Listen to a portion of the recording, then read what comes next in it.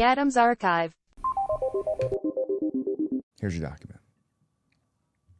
Now, if you're on YouTube, you can follow along and actually look at this with us. Let's make that a little bit bigger for you. Okay. Here we go. Here is the document. Office of Intelligence and Analysis, Homeland Threat Assessment, Homeland Security, 2025. All right. So here is your table of contents. Talks about the border. There's the executive summary. But let's go down and look at some of the stuff that I have outlined here. Now, if you want this document, I'll send it to you. Head over to my Instagram. I'll be posting some videos of this, and there'll be a keyword that you can comment that I'll send you both of these.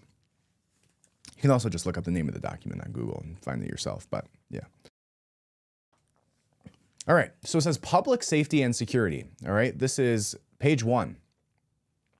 It says, over the next year, domestic and foreign violent extremists, the harmful effects of illegal drugs in adversarial states seek to exacerbate our divisions, as well as silence criticism for diaspora communities will pose a threat to public safety and security on the homeland. Specifically, we expect the threat environment in the United States over the next year will remain high due to a confluence of factors. These factors include violent extremist responses to domestic socio-political developments and the 2024 election cycle.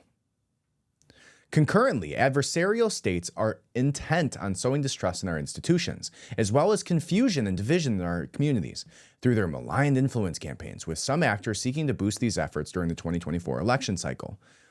These state actors will violate our rule of law and undermine freedom of speech in their efforts to suppress dissidents living in the United States.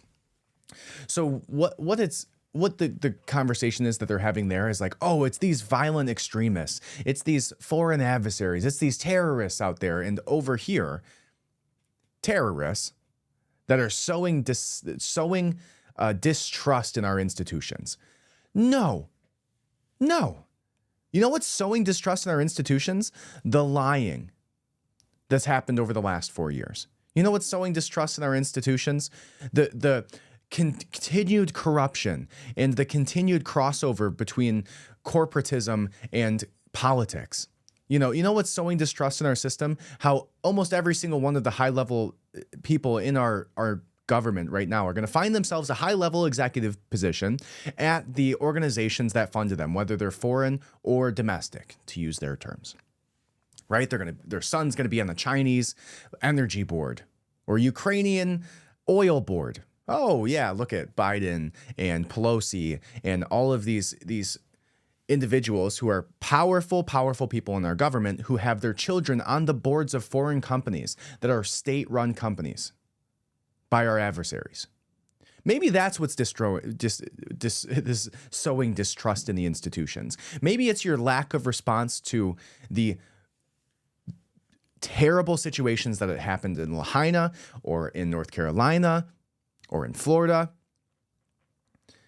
Maybe it's your lack of care surrounding the inflation that's happening. Maybe it's one of those things. Maybe that's what's sowing distrust, is that you're distrustful. Not the fact that foreign and domestic violent extremists have thoughts on political ideologies. Adams Archive.